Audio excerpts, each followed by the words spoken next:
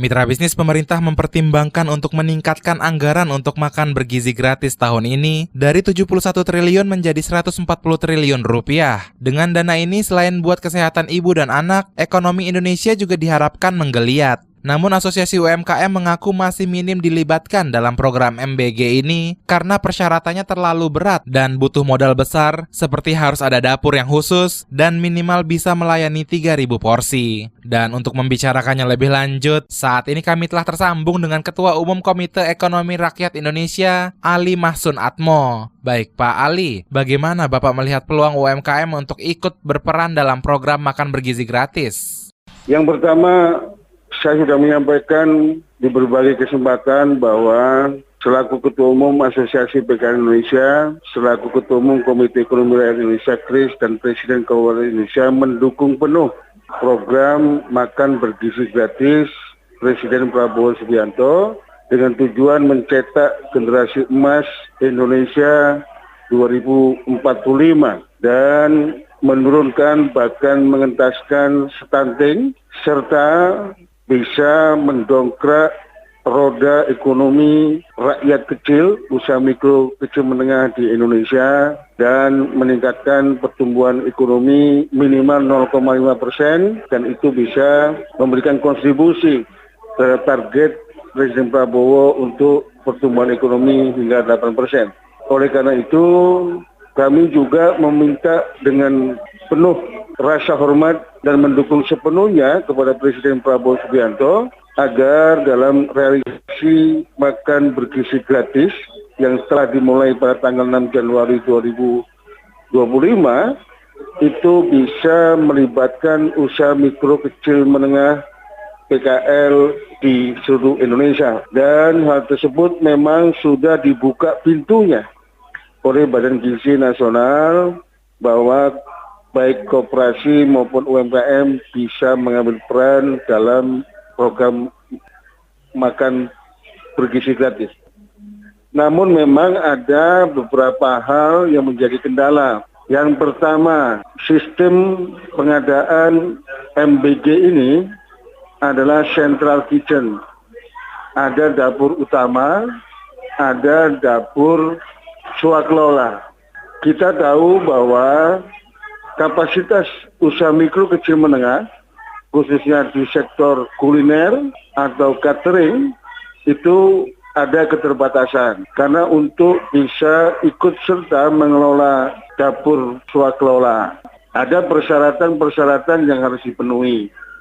Di samping persyaratan legal administrasi usaha, termasuk badan hukum, baik itu koperasi maupun CV atau PT serta perizinan yang lain, mereka juga harus membangun dapur, menyediakan modal kerja, di mana pembayaran MBG ini kan H+7.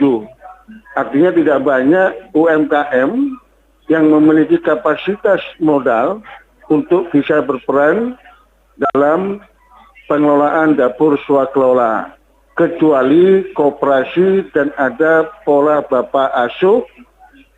Tentunya kami hari ini mendorong dan meminta kepada Presiden untuk UMKM dan atau koperasi yang belum memenuhi syarat secara legal standing administrasi usaha, mohon dibimbing untuk memenuhi persyaratan tersebut. Bagi koperasi atau UMKM yang sudah memenuhi persyaratan administrasi dan legal standing, namun tidak memiliki modal, mohon didampingi untuk mendapatkan kredit usaha rakyat dan atau dari LPDP KUKM Republik Indonesia yang beberapa waktu yang lalu diinjek oleh Presiden tambahan modal sebesar 10 triliun.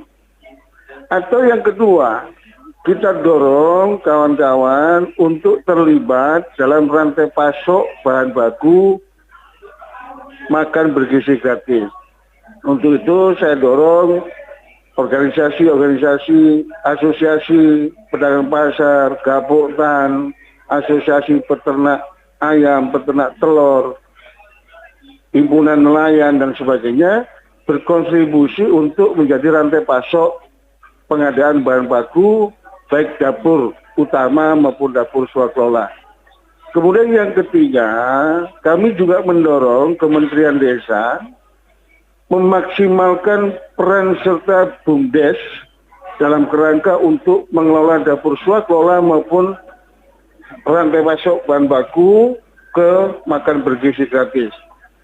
Namun demikian, saya meyakini dengan program unggulan makan bergizi gratis Presiden Prabowo Subianto ini, di samping ingin mencetak generasi emas 2045, menurunkan menghilangkan stunting, akan mendorong gerak cepat roda ekonomi rakyat, mendorong pertumbuhan ekonomi nasional minimal 0,5%.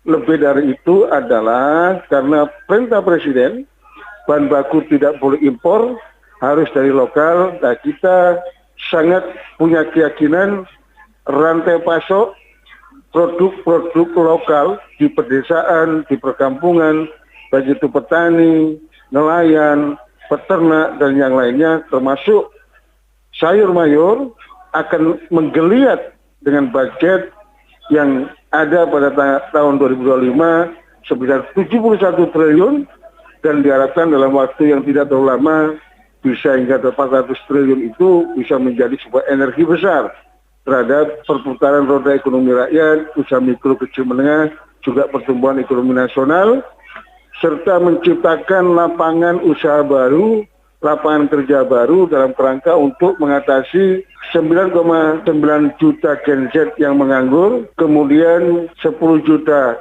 kelas menengah jatuh ke miskin, serta melonjaknya pekerjaan informal hingga 3,49%. Demikian Ketua Umum Komite Ekonomi Rakyat Indonesia, Ali Mahsun Atmo. Saya, Ari Yudhistira.